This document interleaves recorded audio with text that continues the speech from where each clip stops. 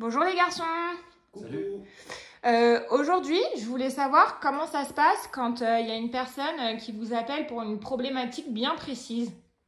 Ok, alors c'est une bonne question. Et honnêtement, ce que nos élèves, je pense, ont du mal à comprendre, c'est que, ou à cerner en tout cas au début, c'est qu'en fait, on se concentre rarement uniquement sur la problématique précise. Souvent, quand on arrive, on est là un petit peu pour, d'une certaine manière, révolutionner la vie avec son chien. Ok. Typiquement, un chien a une problématique assez classique, un chien qui tire beaucoup trop en laisse, mais qui est super sympa pour tout le reste.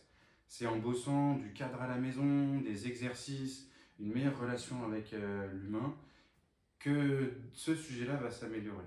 Et ensuite, évidemment, on va faire une partie de cours sur la marche en laisse pour avoir le côté mécanique, comportemental, langage corporel et tout qui va avec. Mais ouais, c'est très rarement, je pense que c'est un peu pareil pour toi, Pierre, on se concentre sur une problématique précise, quelle que soit la problématique. Ouais, en fait, pour répondre un peu à la question aussi, il y a des gens qui nous appellent en fait pour des problématiques et souvent ils s'imaginent déjà, premièrement, que l'éducateur a des formules magiques, c'est-à-dire que c'est des phrases particulières qui vont aider à la compréhension, que ça va être une façon d'être ou de faire qui va faire que le chien va tout de suite s'améliorer, alors que pas vraiment. Déjà, c'est pas une problématique, une séance. C'est pas mon problème se situe dehors, donc du coup il faut absolument qu'on soit dehors. C'est vraiment une façon de vivre en fait, c'est une façon d'être. L'éducation canine, il y a beaucoup de choses qui sont interdépendantes, c'est comme pour les enfants aussi, hein. C'est-à-dire que si vous voulez par exemple que votre chien vous écoute dehors, il faut qu'il prenne l'habitude de vous écouter dedans. S'il vous écoute pas en fait à la maison, ou même quand vous êtes entre vous en petit comité, il y a peu de chances que ça marche également à l'extérieur. Ouais, c'est pour ça qu'on commence toujours les cours à la maison. Premier rendez-vous, c'est toujours à la maison quand on fait le bilan. Et souvent, le premier cours, les premiers exercices qu'on met en place, ça se passe aussi à la maison. Parce qu'effectivement, si ça ne marche pas à la maison déjà, c'est sûr que ça ne marche pas à l'extérieur. Ouais. Alors ouais, moi du coup j'ai une question, je vais rebondir sur ce que vous avez dit, c'est-à-dire que généralement les gens ils pensent que quand ils vous appellent, une séance ça peut régler le problème, c'est ça? Ils se disent je vais faire une séance, ils vous expliquent un peu la problématique et à la fin de la séance ils se disent bah voilà on m'a donné l'exercice et c'est réglé. Ouais, mais c'est pas le cas. C'est jamais le cas en fait, c'est pas possible. Ok. Et souvent, ouais, c'est ce qu'on a avec le cours à la carte. Alors, on a deux types de cours à la carte, donc c'est le cours pour une seule séance. On a ceux qui veulent nous rencontrer pour être sûr d'avoir envie de s'engager sur une formule de 4, 8 ou 12 cours. Et à l'inverse, on a ceux qui prennent qu'une séance pour cette problématique. Le cas typique de la marche en laisse, il n'y a que la marche en laisse qui ne va pas, et ils veulent qu'on se voit à l'extérieur. Et on doit insister à chaque fois pour se dire non, non, on va se voir à la maison. Et on passe pour des charlatans un petit peu parfois en disant ah ben non, moi ce que je veux, moi j'ai eu le cas, vraiment, désolé je te coupe en attendant, mais j'ai eu le cas où justement il y avait une personne qui voulait justement travailler la marche en laisse et je lui disais bah écoutez on va faire un cours à la maison, etc. Elle me fait ah non non non, vraiment j'ai pas besoin tout va bien à la maison, parce que les gens nous disent voilà tout va bien à la maison, donc forcément tout va bien à la maison parce que ça les dérange pas, c'est leur chien, c'est leur règle. Sauf qu'après, quand on creuse un petit peu avec eux et qu'on voit que justement il y a plein de problématiques et qu'on leur explique en fait pour que la marche en laisse fonctionne, il faut que déjà, on les connaisse, qu'on connaisse leur chien, qu'on voit dans quel cadre ils évoluent, pour pouvoir justement ensuite bien les aiguiller sur telle ou telle méthode, et du coup ils tiquent un petit peu. Mais voilà, c'est pas une question de.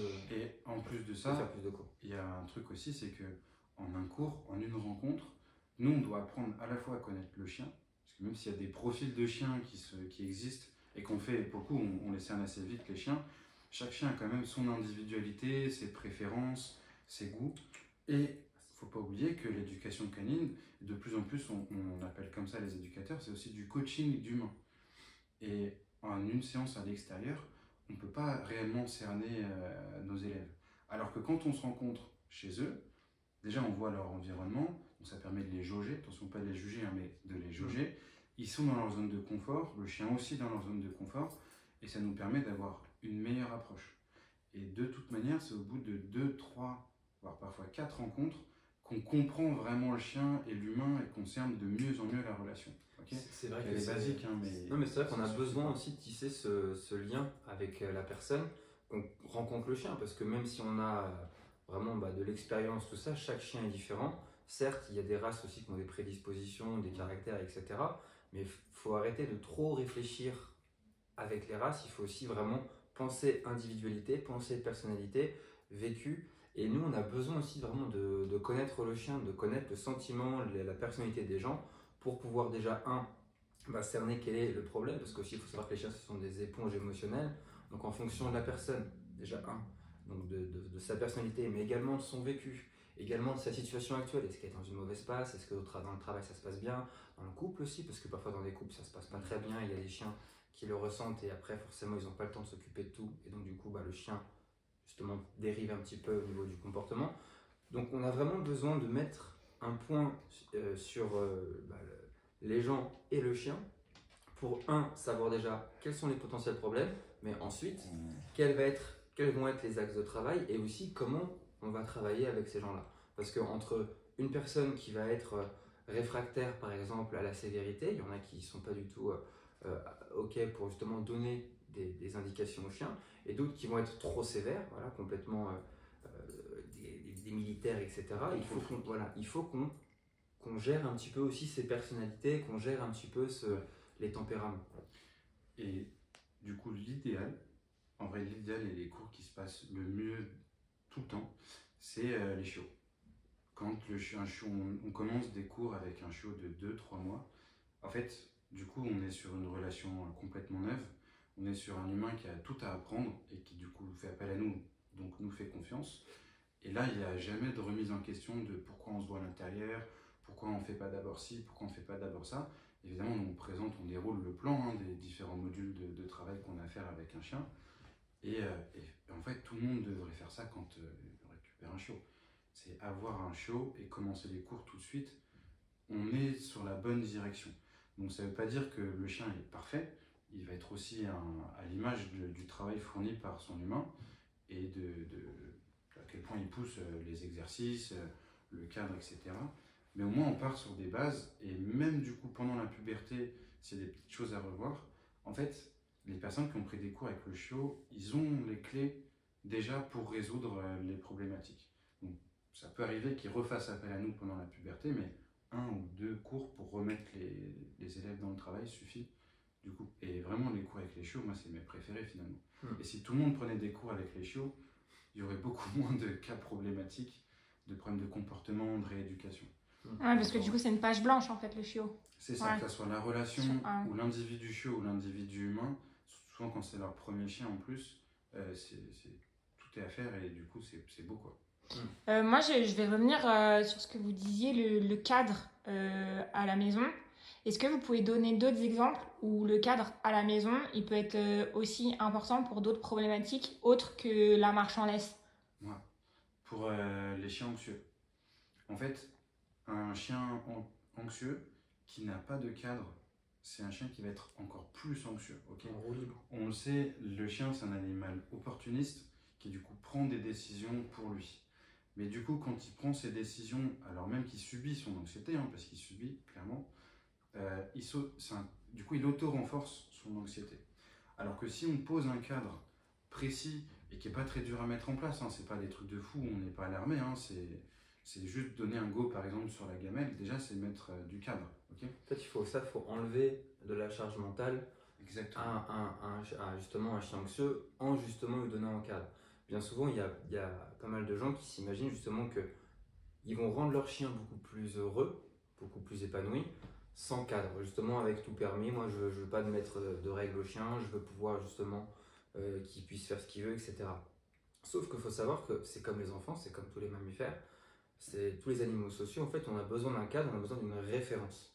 Et si on n'a pas de référence, par exemple, sur le bien, sur le mal, sur ce qui est interdit, sur ce qui est beau, par exemple, si nous on fait un dessin, d'accord, et que tiens, regarde, il est beau mon dessin, mais j'ai pas de référence, je sais pas si c'est bien ou pas bien.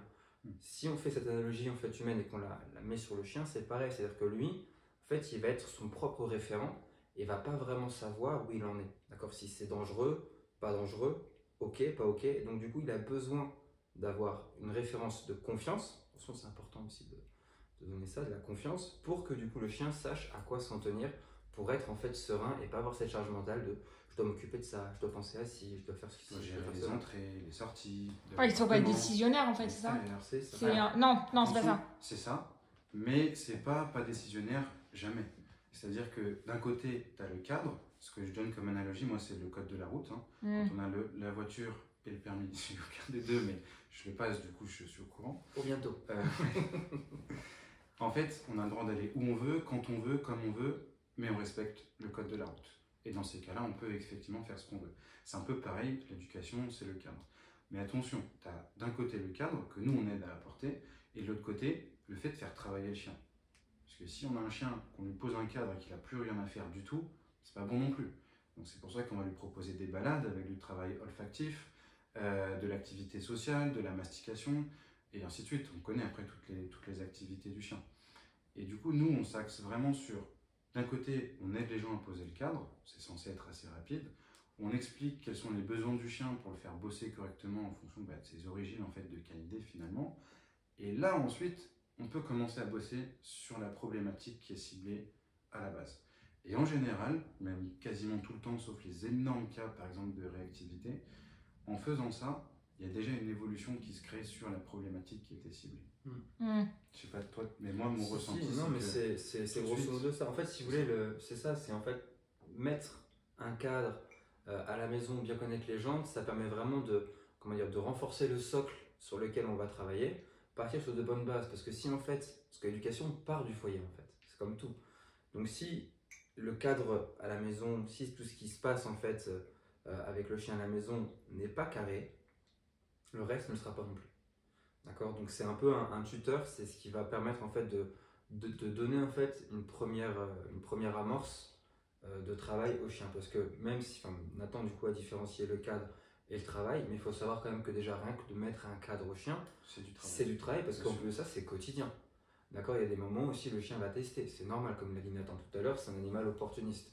Donc moi je sais que par exemple, elle sait qu'elle n'a pas le droit à certaines choses, elle tente encore aujourd'hui, par exemple de monter sur le canapé sans me demander, de taper un peu un croc à des gens qui mangeraient un truc qui lui plaît. Donc voilà, le cadre, on peut le mettre, le chien va le comprendre assez vite. Par contre, il va, voilà, comme il a dit, de manière opportuniste, essayer d'étendre un petit peu son pouvoir, entre guillemets, son pouvoir faire ceci ou pouvoir faire cela. Faut pas croire, hein. Nous les humains on fonctionne de la même manière. Ah bah oui. Vous êtes sur une autoroute, vous savez que sur telle portion d'autoroute il n'y a pas de radar, il n'y a personne, tout le monde appuie sur le champignon quasiment. Okay, mieux que ça, hein. Tu trouves, il y a un billet par terre. D'accord? En vrai, qui va dire excusez-moi, qui c'est? Moi? Oh non, tu vas parler doucement, tu vas faire s'il vous plaît, qui c'est? Non, bon, ça dépend de la valeur du billet, ok. Quand il y a des règles qui sont en place, tu vois, sur un billet par terre, il n'y a pas de règles de base, tu vois, qui sont en place. Par contre, sur le code de la route, il y a des règles, mais si on sait qu'à tel endroit, on peut outrepasser les règles, en vrai, on le fait.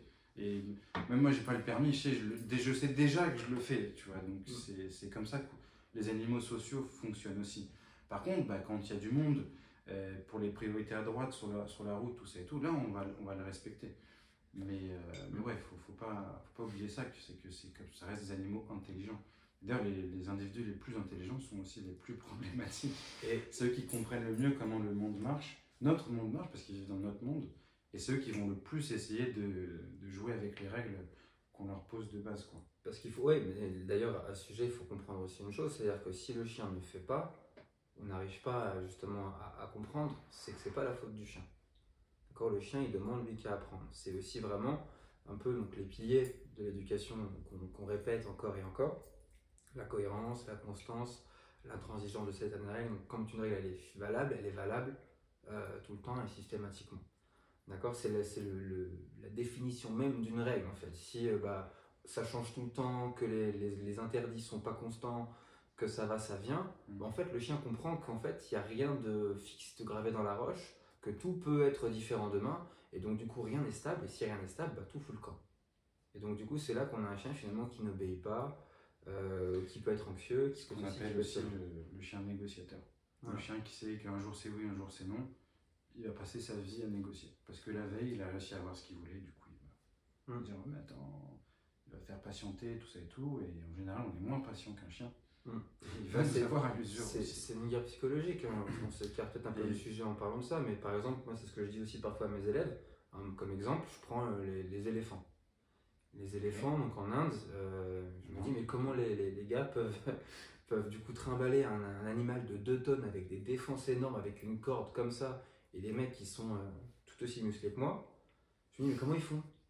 En fait, c'est simple, c'est qu'ils ont fait justement ils ont utilisé cette résignation qu'ont les animaux, donc nous compris. Au bout d'un moment, l'éléphant a arrêté parce que petit, on lui a mis une vraie chaîne en fait à la patte. Il a tenté de se libérer encore et encore. Puis au bout d'un moment, il a compris que ce qu'il avait à cette patte-là, c'était incassable. Après, ouais, c'est dur dans le cas des éléphants. On sait qu'ils n'ont pas forcément une vie de ouf. Nous, ce qu'on fait aujourd'hui, grâce à l'éthologie, qui est du coup l'étude du comportement, c'est qu'on met des apprentissages en place avec l'éducation positive, justement.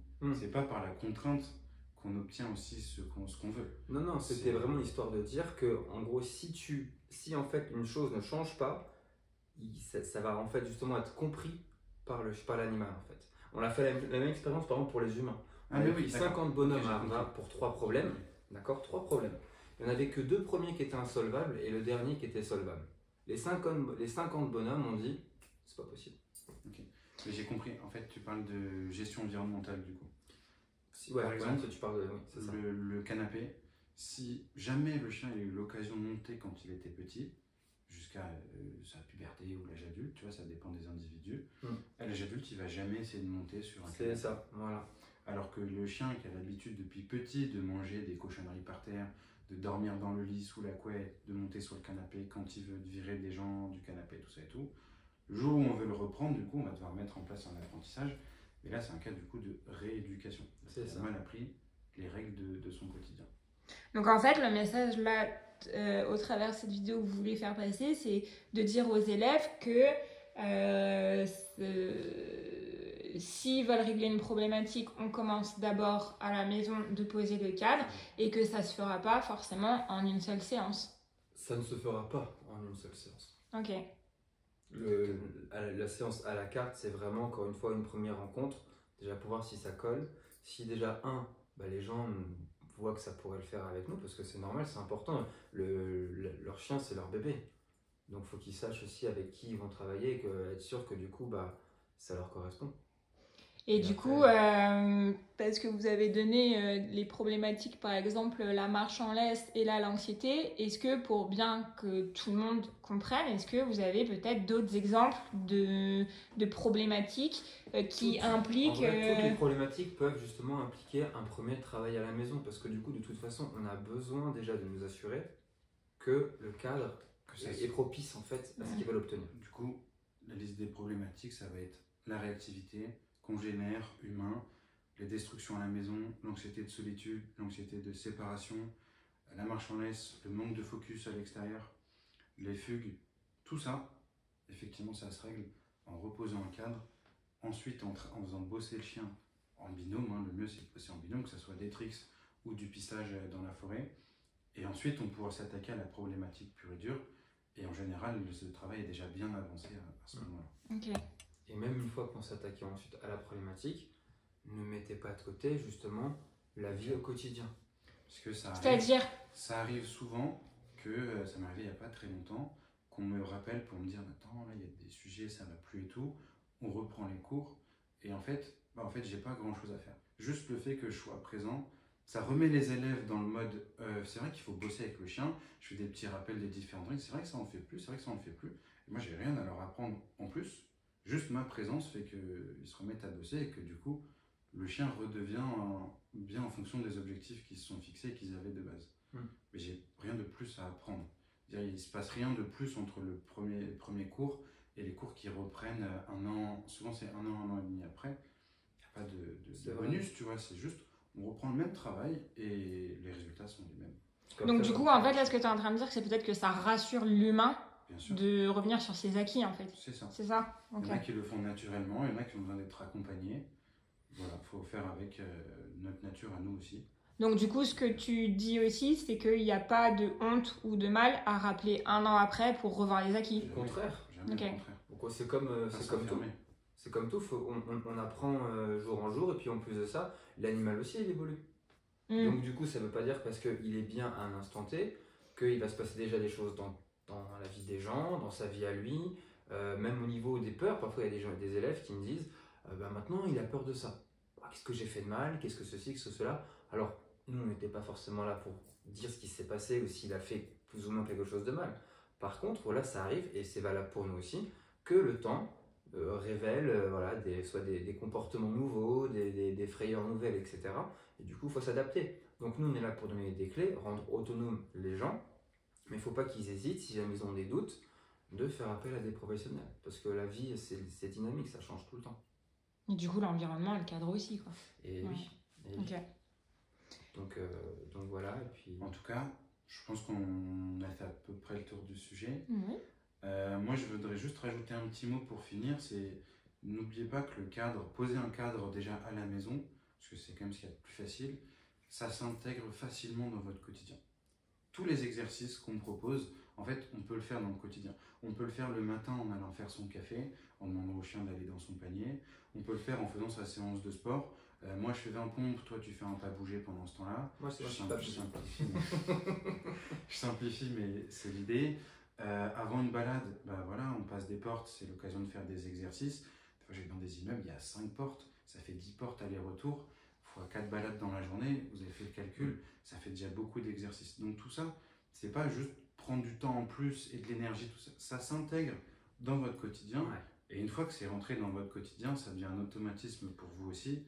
Et la vie est belle, quoi. C'est pour ça qu'il faut vraiment qu'on trouve votre petite méthode qui va bien s'articuler dans votre façon d'être. Parce que comme l'a dit Nathan, si c'est une contrainte, et ben, tout de suite c'est beaucoup plus chiant et du coup ça demande un effort.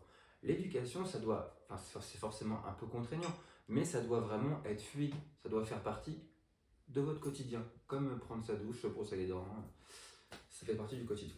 Du coup, ça en devient des habitudes, quoi. C'est une habitude, voilà, Ouais. c'est ça. C'est des bonnes habitudes. Il faut l'intégrer dans la vie. Attention pour notre monde d'humain. N'oubliez pas que le chien vit dans notre monde. Et du coup, il doit s'adapter, mais c'est à nous de lui apprendre correctement les règles de notre monde. Si on vivait tous tout nus dans la forêt, moi je ferais confiance à mon chien. Pas moi. Pas moi. On n'est pas encore tous tout nus dans la forêt, dans la montagne. Non. Bientôt. On sait pas. Mais moi, j'aimerais bien que vous avez une phrase, moi, que j'aime bien, que vous dites assez souvent, c'est que l'éducateur, il est pas quoi? C'est pas un magicien. Voilà. Donc, On s'est même pas concerté. On n'a pas de formule magique abracadabra et Ouais. le chien se comporte bien. Mais par contre- C'est une habitude, c'est de la gestuelle, ça va être des mots, ça va être aussi savoir lire son chien, réagir, avoir un bon timing. C'est plein de choses. Il n'y a pas de formule magique. L'éducateur canin ne connaît pas de formule, une façon de parler, et il n'a pas de pouvoir avec sa main qui fait que le chien va devenir tout de suite beaucoup plus calme et obéir. Ça va être, encore une fois, un travail quotidien, un cadre quotidien. ouais, donc du coup, en fait, c'est qu'il peut écrire, par contre, le livre magique avec le maître. Ouais. Ça, vous pouvez donner les clés. Ok. Mais par contre, après voilà, c'est ça, c'est si on ne suit pas, comment dire, si on n'est pas cohérent et constant avec le chien dans le travail avec lui, bah forcément il y a des régressions, forcément on peut aussi, comment dire, se mettre encore plus de travail pour plus tard, donc il faut faire attention. Ok. Est-ce que du coup, vous avez un petit mot, un tout petit mot de fin? Non, je crois qu'on a, Non. on a tout dit. Hein. Bon, Juste, tu peux aller me chercher un café? lâchez rien en tout cas. Ouais. Et à minima, venez au cours collectif, Ouais. rencontrer des gens du monde qui commencent le travail, qui sont en train de finir le travail. C'est pas compétitif, c'est juste se situer et se dire je peux mieux faire ou en fait je fais déjà bien. Et le plus souvent, les gens se disent en fait je fais déjà bien. Et ça me fait, là, Ça fait du bien. ce qu'il vient de dire, ça me fait penser aussi à une chose, c'est vous n'êtes pas tout seul à parfois justement avoir du mal avec votre chien, à avoir des phases un peu compliquées. Nous, on a des élèves parfois qui craquent devant nous, c'est déjà arrivé plusieurs fois. Donc, faut pas hésiter, on reste humain aussi, donc on gère aussi les gens. Venez partager. Voilà, vous n'êtes pas tout seul à galérer, c'est dur d'avoir un chien, c'est dur d'éduquer un chien. Ça a l'air facile à chaque fois quand on regarde des choses sur Insta, dans les films ou des choses comme ça. Ça l'est pas, c'est contraignant, c'est fatigant, c'est prenant. Mais après aussi, il faut savoir reconnaître ses limites, reconnaître les limites du chien, savoir être cohérent avec ses propres objectifs et aussi savoir se satisfaire du chien qu'on a. Voilà.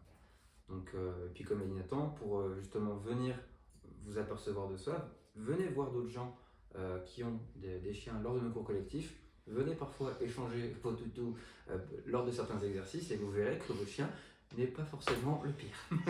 D'accord.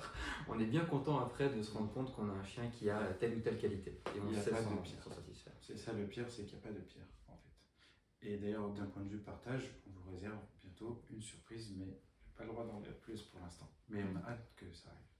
Il y a plein de choses à venir. Allez. Voilà. Bon, on dit au revoir.